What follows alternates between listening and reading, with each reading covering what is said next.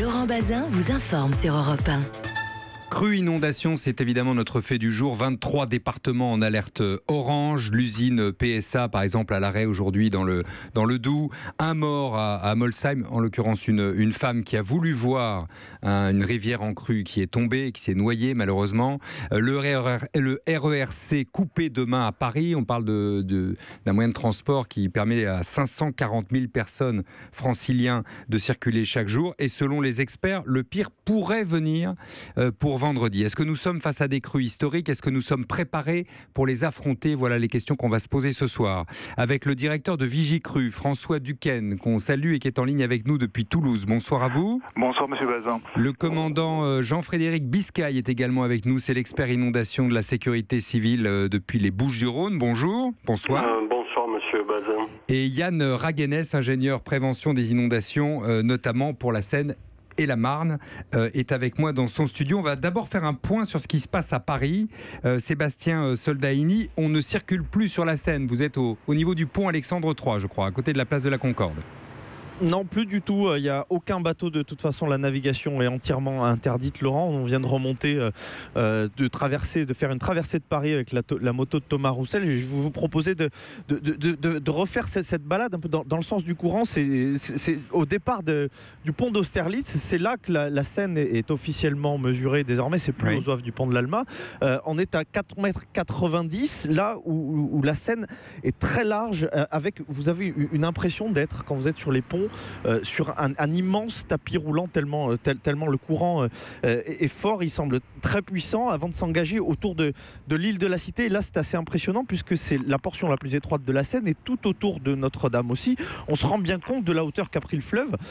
La surface de l'eau semble affleurer le tablier des ponts. Le musée du Louvre prend quelques allures de navire amiral. Et en face, sur les voies sur berge, il y a des scènes assez surprenantes, assez cocasses, avec les arbres qui semblent sortir de l'eau. Les zones piétonnes sont entièrement sous l'eau. Il y a même des panneaux de circulation qui dépassent, mais qui ne servent qu'à quelques mouettes qui jouent là juste en dessous de moi sur les voies sur berge. Et le courant, je le répète, est très fort. Et ces mouettes, elles se laissent glisser avec la vitesse du courant, comme ça jusqu'à la Tour Eiffel, et passent devant le Zouave. Vous l'attendez, il a l'eau qui dépasse désormais ses genoux. Et tout ça, cette déambulation, Laurent, je l'avais faite il y a 1 an et demi, en juin 2016, quand il y a eu la précédente crue. Les images que j'ai en tête sont assez proches. Mais il y a une chose que j'avais oubliée et qui est assez déroutante, je dois dire, ce sont les péniches. Certaines sont amarrées près des ponts, elles ont leur proue qui tutoie les voûtes des ponts. Et surtout, quand vous roulez le long du fleuve sur les voies hautes, d'habitude les bateaux sont à 5-6 mètres en dessous de vous. Mais là, à certains endroits, les péniches sont au même niveau que les voitures. Et ça, c'est assez déroutant. Alors, c'est une drôle de carte postale, effectivement. Merci beaucoup, Jean-Sébastien, de cette carte postale parisienne. François Duquesne, c'est à Paris que la situation est la plus critique ce soir?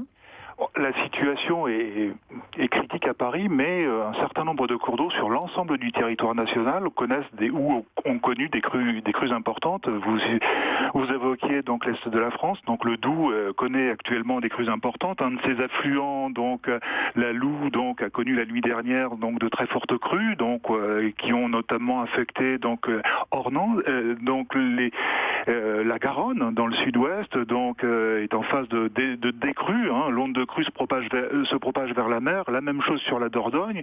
La Meurthe, la Meuse, donc connaissent aussi une situation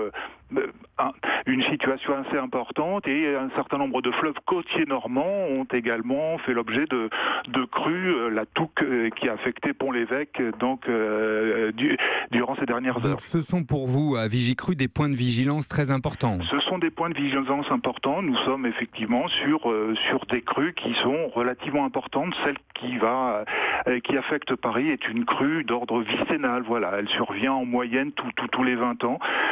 C'est une crue qui est comparable à celle que nous avons connue donc en 2016 ou en 1982.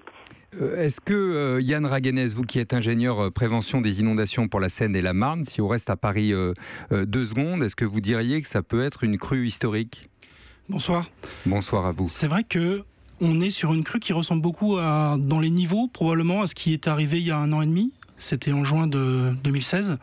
Et effectivement, notre territoire, il a été protégé à différents moments par des ouvrages. Et il n'a pas subi de crues très très importantes depuis une vingtaine d'années. Depuis 1982, il y a eu cette crue en juin 2016. Et puis, on est en train de vivre quelque chose qui peut-être va se rapprocher à une crue. Qui peut la dépasser ou pas ? Peut-être, on verra bien, ça dépend un petit peu de ce qui va tomber un petit peu sur notre territoire en termes de pluie, jeudi prochain notamment. De quoi ça dépend finalement ? Aujourd'hui, la Seine est à 4,90 m, nous disait Jean-Sébastien Soldaini. À l'heure précisément où nous parlons, c'était 6 mètres en 2016, c'était presque 8 mètres en 1910. On dit que c'est une crue repère. Est-ce que ça peut monter plus haut et à quelles conditions ? On parle des affluents, il paraît que Lyon est très gonflé par exemple. En fait, on est sur des phénomènes... Parce que les habitants de Lyon visualisent très bien à l'heure où on parle. Hein. Oui, du côté d'Auxerre, on est pas loin d'être sur le pic de crue. Et c'est vrai qu'on a ce pic de crue là qui se déplace le long des différents cours d'eau. On est sur des phénomènes naturels. Et effectivement, la nature, elle provoque en fait une sorte d'onde de crue. C'est comme si on avait un train qui se déplaçait le long du cours d'eau et qui apportait de l'eau de façon plus importante au moment où le train passe. Mais il y a plusieurs trains là, il y a plusieurs Certains affluents. Trains effectivement vont un petit peu plus vite que d'autres. Lyon est réputé pour être à apporter une crue qui se déplace assez rapidement, mais en fait assez rapidement, c'est de l'ordre de 3-4 jours entre le moment où ce train qui va passer du côté d'Auxerre, avant qu'il arrive jusqu'à la région parisienne, il va se passer 3-4 jours. Donc c'est vendredi. Et puis oui, il y a d'autres affluents qui apportent leur partie et qui effectivement, si la combinaison de ces différents trains d'ondes de crue apporte des additions, il peut y avoir des crues vraiment importantes. Donc de l'ordre de celles qu'on avait connues en 1910. François Duquesne à Vigicru, vous confirmez vendredi. Alors nous sommes très loin de la crue de 1910, je vous rassure tout de suite. C'est les Parisiens qu'il faut rassurer, puis pas que les Parisiens, tous ceux qui sont sur le chemin, les gens du Val-de-Marne et de l'Essonne notamment, qui on pense. Nous n'atteindrons pas donc les 8 mètres 62, donc nous sommes très loin de cette crue. Donc il y a, comme le soulignait M. Soldaini, donc des crues qui se sont formées cette fois-ci très en amont, sur les bassins amont de Lyon et également sur les bassins amont de la Marne. Et ces crues maintenant, se propagent lentement. Voilà. Donc nous aujourd'hui, donc il n'y a pas d'apport ou peu d'apport intermédiaire. Donc comme ce fut le cas donc en 2016, puisque les pluies étaient tombées principalement sur l'Île-de-France. Là, ces crues se forment très en amont et maintenant, nous voyons ces ondes de crues arriver et donc nous maîtrisons en quelque sorte mieux les quantités d'eau qui vont arriver sur Paris. Vous les connaissez, voilà, à défaut de les maîtriser. Vous avez raison de me reprendre. Voilà. Nous maîtrisons, nous connaissons effectivement ces quantités d'eau, ce qui nous permet aujourd'hui de dire que le niveau d'eau à Paris attendu à la station d'Austerlitz sera entre 5,80 m et 6,20 m, donc vendredi en fin de journée lorsque nous atteindrons le pic de crue dans la capitale. Alors on va voir ce que ça donne au pont d'Austerlitz, puisqu'on a un auditeur qui est sur place, s'appelle Nicolas, et qui nous a appelé. On va aussi entendre le commandant Jean-Frédéric Biscay, qui est l'expert inondation à la sécurité civile, parce qu'on veut savoir évidemment ce que risquent ceux qui se trouvent sur le chemin de l'eau, et pas seulement en Île-de-France. Europe Soir, Laurent Bazin sur Europe 1. Toujours le 39-21, évidemment, si vous souhaitez intervenir, n'hésitez pas. On discute ce soir crue et inondation. On essaye de faire le point avec François Duquesne de Vigicru, avec le commandant Jean-Frédéric Biscay de la sécurité civile et avec Yann Raguenès, qui est ingénieur prévention des inondations pour la Seine et la Marne. Je voudrais vous demander, commandant Biscay, ce que risquent ceux qui se trouvent sur le passage de l'eau j'allais dire dans le nord de la France par rapport au sud de la France. Est-ce qu'il y a une différence de violence, par exemple ? Alors, écoutez, traditionnellement, il existe des phénomènes rapides dans le nord de la France, mais là où s'expriment les épisodes, ce qu'on appelle les épisodes éclairs, les territoires les plus exposés sont plutôt les territoires du sud de la France. Épisode éclair, c'est Vaison-la-Romaine, c'est ça ? Alors c'est Vaison-la-Romaine, c'est Nîmes en 1988, c'est le Var en 2010.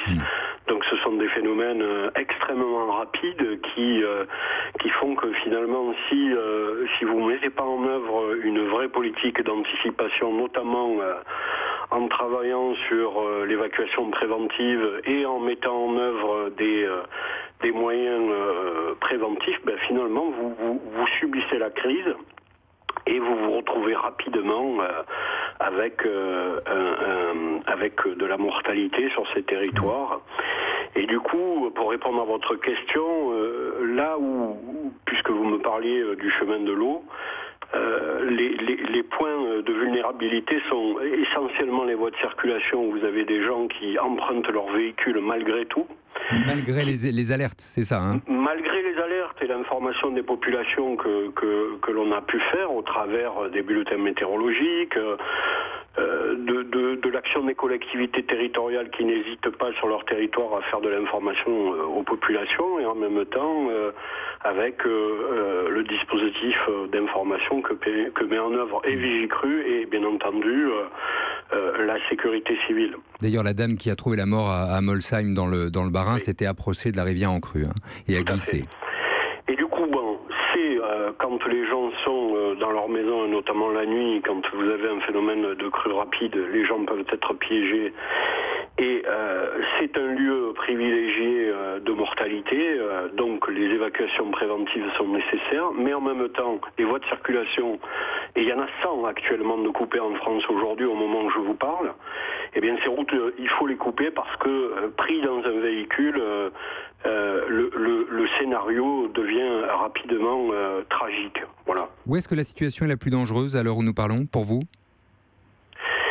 Alors, sur les situations les plus dangereuses sont des situations où vous avez des cours d'eau, notamment les bassins amont, sur l'ensemble du territoire.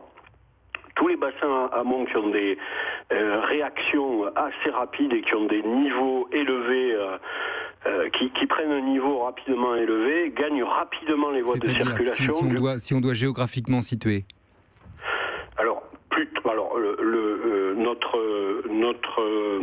Le représentant du SPC qui s'exprimait tout à l'heure a particulièrement insisté sur le bassin du Doubs, Monsieur Duquesne, pardon, sur le bassin du Doubs et de la Loue, où là, effectivement, il y a eu des réactions de cours d'eau assez rapides. Du coup, toutes les voies de circulation et les maisons d'habitation à proximité, il faut avoir un niveau de vigilance particulièrement fin. Voilà.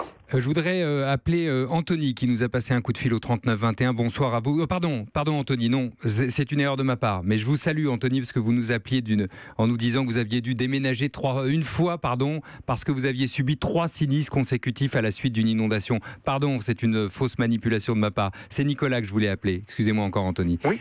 Nicolas, vous êtes gérant de péniche, je crois, à Paris pour le coup. Tout à fait, oui. Et inquiet, oui. Et très inquiet. Oui. Assez inquiet pour l'instant, sachant que ça va monter encore plus, donc là je serai encore plus inquiet. Oui, je vous ai appelé pour faire part de mon inquiétude sur le niveau de l'eau qui monte encore. On a connu ça il y a 1 an et demi, comme le disaient vos experts tout à l'heure. C'est pas pour autant qu'on est habitué à ça. Et justement, c'est même incroyable que ça arrive en si peu de temps, 2 fois de suite. Donc le niveau monte plus lentement. Moi, c'est ce que je remarque sur place. On est là quotidiennement pour gérer notre péniche. On fait ça quotidiennement. Déblayer, et donc, enlever les morceaux de bois, ce qui veut dire plus long aussi, si je comprends bien. Hein, c'est-à-dire si ça va monter aussi haut, mais plus lentement, c'est-à-dire que ça va durer beaucoup plus longtemps. Donc nous, au Jardin Sauvage, on a connu ça il y a 1 an et demi. Voilà, enfin, c'est pas pour autant qu'on sait gérer très bien. Enfin, on n'est pas rassuré, on n'est pas serein. On fait ça au mieux, mais c'est très compliqué d'une part en termes commerciaux et en termes ça peut nous engendrer des dégâts. Ouais. D'un mot pour conclure, qu'est-ce qui peut expliquer ce qui inquiète Anthony, c'est la répétition des phénomènes ? Il se trouve que il peut y avoir du hasard dans ces phénomènes. Il y a des circonstances météorologiques qui provoquent des crues. Peut-être que c'est... Dérégulation climatique, réchauffement climatique ou rien à voir ? Tout simplement que c'est que dans les 20 ou 30 dernières années, il n'y a pas eu tant que ça de situations où les ouvrages de régulation qui permettaient d'empêcher des crues vraiment importantes ne fonctionnaient pas suffisamment. D'accord. Et voilà, les conditions aujourd'hui, 2 fois de suite, une fois en juin, une fois en hiver plus classiquement, permettent d'avoir ces conditions-là. Donc moi, je vous dis, c'est globalement, on a fait ce qu'il faut pour prévenir les crues. Quand on écope aujourd'hui, c'est parce que c'est plus gros que nature, c'est plus gros que nous. on a une situation où sur la Seine, on ne pourra jamais empêcher toutes les crues. On peut atténuer les crues de petite taille et de moyenne taille dans certaines conditions. Et dans la plupart du temps, c'est vrai qu'on ne voit pas trop ces crues dans la région parisienne. Mais dans certaines situations, et pour l'instant, je pense que la crue qui va arriver là, elle pourra être très fortement régulée.